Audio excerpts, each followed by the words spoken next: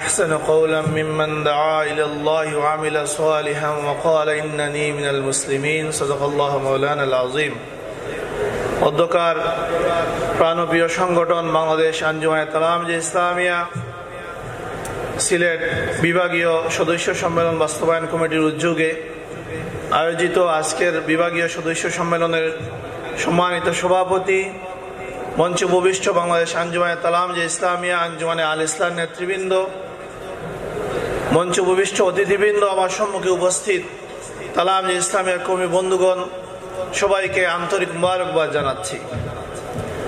হযরত আল্লামা সাহেবুল্লাহ ফজলুর রহমতুল্লাহ আলাইহি প্রতিষ্ঠিত সংগঠন বাংলাদেশ আঞ্জুমানে তালামীযে ইসলামিয়া পূর্ণাঙ্গ জীবন বিধান ইসলামের অনুসরণে ইসলামের বার্তাবাহক একদল ছাত্র কাফেলার সংগঠনের নাম।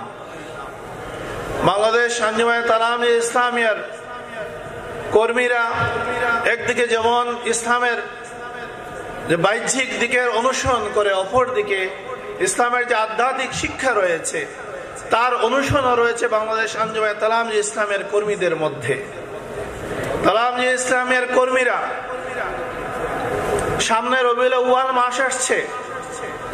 বর্তমান সময় যখন পশ্চিমা আধুনিক চাকচিক্যপূর্ণ সভ্যতার হাতছানি একদিকে রয়েছে, অপরদিকে রয়েছে বিভিন্ন বাতিল মতাদর্শের আকর্ষণ, প্রগতিশীলতার মোড়কে রয়েছে নাস্তিকবাদিতার আহ্বান। এই সময়ে বাংলাদেশ আঞ্জুমানে তালামীযে ইসলামের কর্মীরা প্রস্তুতি নিচ্ছে আল্লাহ রসুলের মহান জীবন আদর্শ, আল্লাহ রসুলের সুমহান মর্যাদাকে কিভাবে দেশের প্রত্যন্ত অঞ্চলে ছড়িয়ে ছিটিয়ে দেয়া যায়।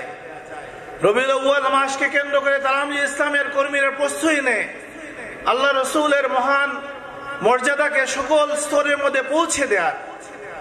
রমাদান মাস আসলে তালামীযে ইসলামের কর্মীরা নিজেদেরকে প্রস্তুত করে নেয় কালামুল্লাহর তিলাওয়াতকে দেশের প্রত্যন্ত অঞ্চলে ছড়িয়ে ছিটিয়ে দেওয়ার জন্য। তালামীযে ইসলামের কর্মীরা যে কোনো প্রাকৃতিক দুর্যোগের সময় নিজেদের জীবনকে বাজি রেখে এগিয়ে যায় মানবতার সেবায়, এরই নাম তালামীযে ইসলামিয়া। কেবলমাত্র আমাদের দেশে নয়, তালামীযে ইসলামের কর্মীরা প্রবাসে যারা রয়েছে তারা তালামীযে ইসলামের এই শিক্ষাকে কাজে লাগিয়ে সেখানেও তারা কালামুল্লাহর দাওয়াত পৌঁছে দিচ্ছে, আল্লাহ রসুলের মহব্বতের শিক্ষা পৌঁছে দিচ্ছে, নিরলস কাজ করে যাচ্ছে। তালামীযে ইসলামিয়ার কর্মী বন্ধুগণ যারা প্রাথমিক স্তর থেকে সদস্য স্তরে উন্নীত হয়েছেন, কোনো হীনমন্যতা নয়, আত্মবিশ্বাস নিয়ে মহান আদর্শ বুকে ধারণ করে এই বাহ্যিকতার পাশাপাশি ইসলামের আধ্যাত্মিক শিক্ষায় নিজেদেরকে উন্নত করে আল্লাহ রসুলের মহব্বতকে সমাজের মধ্যে ছড়িয়ে দিতে কাজ করে যান। আল্লাহ পাক আমাদেরকে উত্তম প্রতিদান দান করবেন, এই আহ্বান জানিয়ে আমি আমার কথা এখানেই ক্ষান্ত করছি। আসসালামু আলাইকুম।